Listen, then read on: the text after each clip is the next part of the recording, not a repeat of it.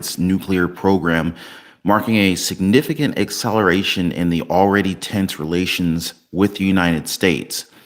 Now, this move, it comes in direct response to this recent U.S. military action, including ordered strikes by President Joe Biden against Iran-backed militia. The situation is rapidly escalating and unfolding with multiple implications that ripple throughout the regional stability, international diplomacy, and of course, domestic security right here in the United States on U.S. soil. Now, guys, recent reports have surfaced and indicated that President Joe Biden has also authorized military strikes against Iran-backed militias, following a series of over 103 attacks on U.S. troops. This action represents a significant turn in the U.S.'s approach to dealing with threats from the Middle East in response to the October 7th Hamas-Israel incident, specifically in retaliation against aggressive maneuvers by Iranian proxies.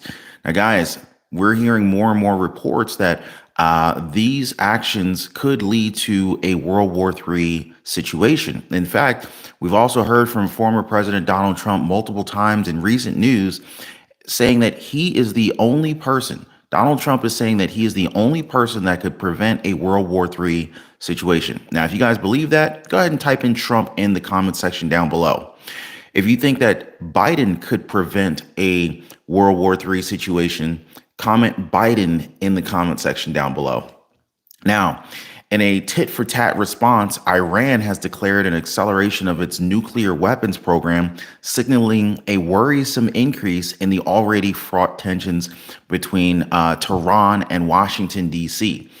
Now, the real question at this point is, should the U.S. engage in a preemptive military strike against, or additional preemptive military strikes against Iran to deter further escalations of its nuclear program? Or does this approach risk igniting a larger, potentially uncontrollable conflict in the Middle East?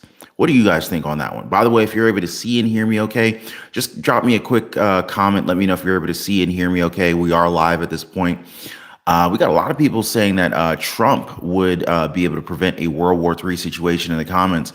Very interesting. Very few people have actually indicated that Biden would be able to prevent a World War III situation. Also, we got well over 200, almost 250 people here in the live. If at least half of you guys could drop a quick like, it only takes a second for the video. I really appreciate that. And if you appreciate the effort and the updates that I provide to you guys on a regular basis on these issues that matter to you, please hit the subscribe button and turn on hit the little bell icon, do all that YouTube-y stuff. And let's go ahead and continue here. So this escalation has not occurred in isolation. In fact, the Middle East has long been a very volatile region. And I don't have to tell you guys that. You guys already know that, with various conflicts influencing each other. But most notably, the recent increase in tensions has led to a visible effort within the United States. Guess what, guys? On Christmas Day, just 2 days ago, New York witnessed pro-Palestinian protests, resulting in multiple arrests. The protesters voiced their discontent with the ongoing wars in the Middle East, emphasizing a global interconnectedness of diplomatic and military actions and public sentiment. Guys, right here in New York, I mean, like, during a time where most people should be, celebrating Christmas and Hanukkah and any other holidays around this time, it's like, it's just wild that we're dealing with this kind of stuff, complicating the international military and diplomatic maneuvers are domestic security concerns. In fact, the U.S. Border Patrol reported encountering 17 individuals on the terror watch list entering through the southern border in November alone. Guys, our borders are wide open. What are we doing? Are we doing the right thing here? So this revelation has sparked these intense debates on national security and immigration policy, with many pointing to the potential direct threats to American soil as a consequence of the escalating conflict and the interconnectedness of global terrorist networks like Hamas. Question now. Is the US's support for Israel against Hamas in the Middle East conflict justified, considering the domestic and the international repercussions of the US involvement, including increased terrorist threats and global political instability?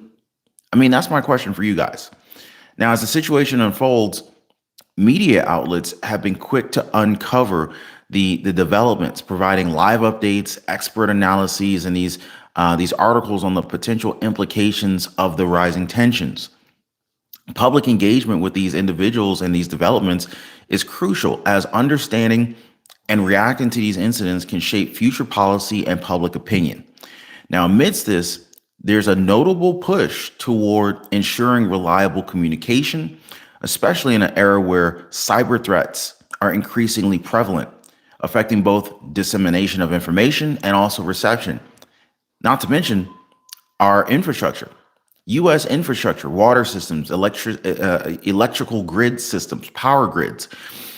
These infrastructures are under heavy attack, cyber attacks, both outside and within the United States.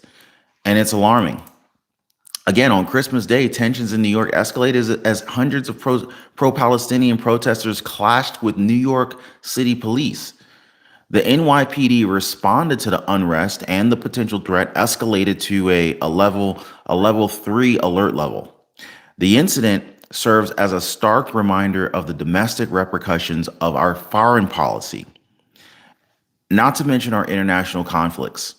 And it's affecting, not just direct security concerns, but also the social, political landscape right here in the United States. So the question for you is, do the potential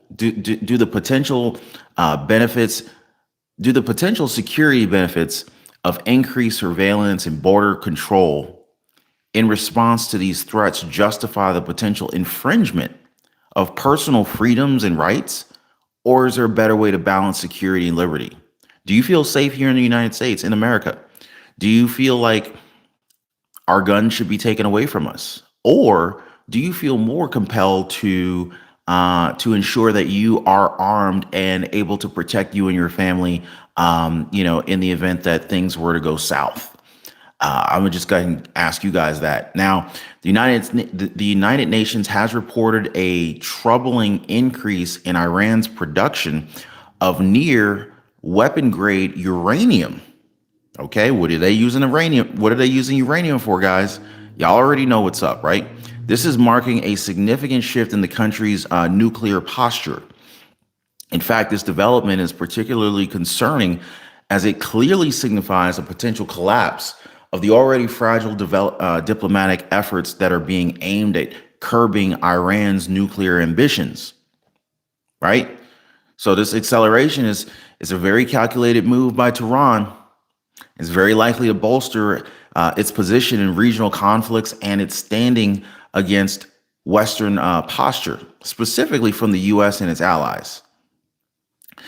Now, you got the recent developments. They're basically just a microcosm of the larger geopolitical tensions in the Middle East, involving a very complex web of alliances, enemies, and a prolonged history of conflict.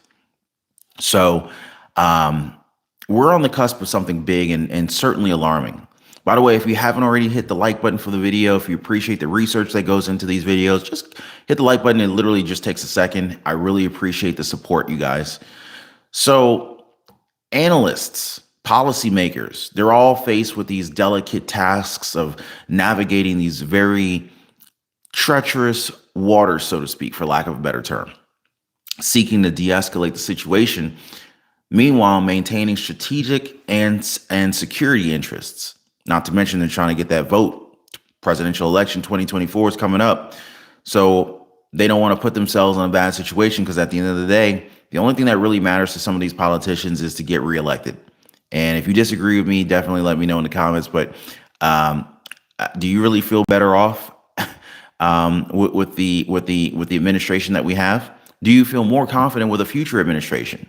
Let me know what y'all think. But the potential for these incidents to spiral into a larger conflict perhaps even touching the feared realm of World War III scenarios, particularly concerning Israel's position and the involvement of Hamas in the Middle East conflict. It can't be ignored. It also highlights the need for a robust, intelligent, coherent, and forward-thinking diplomacy, coupled with a nuanced understanding of the region's dynamics. Now, I got to ask you guys, do you feel like Biden's cognitive abilities would allow him to be able to carry this out? I mean, can he handle it like mentally? Is he mentally, does he have the mental clarity and fortitude to get us through this mess? It's a little concerning, and the last thing you want to have is a lack of faith in the leader of the free world as we know it. I'm just saying.